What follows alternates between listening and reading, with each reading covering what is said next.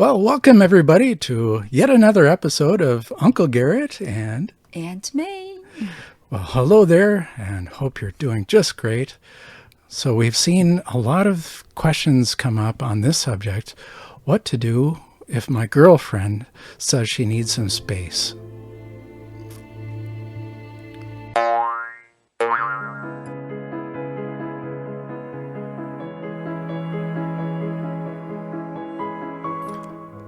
First of all, you've probably heard many experts say you should give her some no contact time for maybe a month or so.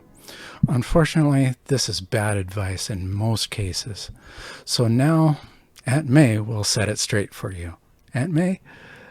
The first important thing to realize is that if things going great and proceeding to a lifelong marriage, she will not asking for space. Space is kind of like a numbing drug. It will make the pain fade away a little bit in the memory and cease the irritation. But think about it. If you have a toothache, are you going to take heroin and hope the problem will just go away? No, of course not. You're going to find a dentist and fix that, right? So that asking for space is for like taking the heroin rather than going for the dentist to fix the problem.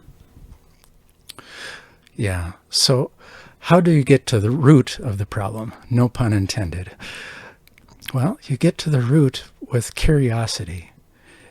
Curiosity with love and respect and a loving desire to understand, sympathize, and also to take action to improve is the key to getting to the bottom of the problem. A genuine curiosity will not be satisfied with trite, simplistic answers like, I just want to see if I miss you, or I just need some time to discover myself. A loving curiosity will gently ask for deeper answers, and you have to make sure there's no judgment involved. Right, Aunt May? Yeah, and now let's talk about the levels of answers. The top surface level might be something on the line of, oh, sometimes you just annoy me. One level deeper, she might give you some more specific things that you see or do. One level deeper that, and you might get to know what about her personality that caused her to be annoyed by some things. And at the deepest level, you will find out the things that from her childhood or later the life experience that form her that way. That's right. So if she says she just wants to see if she'll miss you or not, this is an obvious sign that you are not fulfilling all of her deep, genuine needs. If you were, she would be certain that she would miss you, and any absence of yours would be something she would not enjoy. So then your job is to curiously, gently discover what she feels is unfulfilling to her. And you know what? She may not even realize at all what exactly is underneath, and she might not even realize that some of her needs are going unfulfilled. So it'll be a journey of discovery for both of you. And, if you uncover the real root of the problem, she will love you for it. But the curiosity shall not be just confined to just for her. Maybe you are more objectively annoying. More than likely, you will have to dig inside yourself to find out to the same level to find out if you have any share to create this problem. Whatever you do, don't make the situation even worse by getting defensive or judgmental. That will just start a fight. And And that fight will just make the need for painkiller as need of space even more urgent. Yeah. So getting defensive could be something like, well, you took it in the wrong way, and I didn't mean it this way. And it just killed the curiosity process.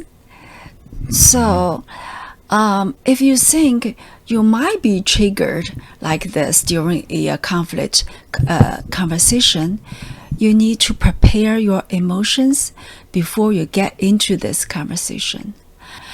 Promise to yourself that you are going to hold on to the love feeling and respectful emotion, regardless whatever, even facing she acting like attacking you. Because you got to realize that underneath the attacking is her hurt feelings. And underneath that hurt feelings is her love to you and or need for love from you. So allow her to vent and treat her back with loving desire to understand, why does that hurt so much? So you could ask, I see you feel hurt, and I'm so sorry to see you behave like this. I love you so much. Please tell me, why does it hurt so bad? Right, yeah. And be careful not to bring any other negative emotions into the conversation, like sadness or fear of losing her, being upset, etc. She needs the sense of being loved to comfortably open up. And as a general rule, be careful. It's because it's dangerous to make decisions when you're feeling overly emotional. We have another video, which is a movie review of The Big Chill. And in that we discuss, how terrible decisions people can make simply because they're acting when their emotions are just too high. The goal of your curiosity is to find out what are her triggers and why they hurt, and proportionally so much. And then find out how she would like to be treated under those circumstances so that she could feel being loved instead of being hurt. So the last step is to make an improvement plan with her. Don't make the plan too hard to achieve. Make it workable and allow each other to have plenty of time to carry out this plan. And tell her that if you temporarily fail the plan, you need her to friendly remind you, but not be angry or pushing you away. And assure her that you will work harder once you are being reminded. Right. And, more than likely, she will have some of the problems to work on also. Love is always a two-way street, right? So, and if in the time her emotional state is unstable, if things are bothering her too much, it'll work better to revisit her portions of the problems later in another time when she's happier and relaxed. And by the way, this is important. If you have already had sex with her and she still wants space, that's a big red flag that something really went wrong. Because, sex is a bonding agent, and it's meant to strengthen the bond between a husband and a wife.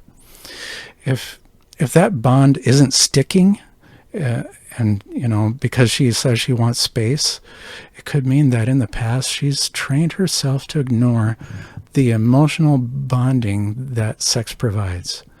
The more people she has had sex with in her past, the more she's trained herself to ignore the bonding effects of the act of sex.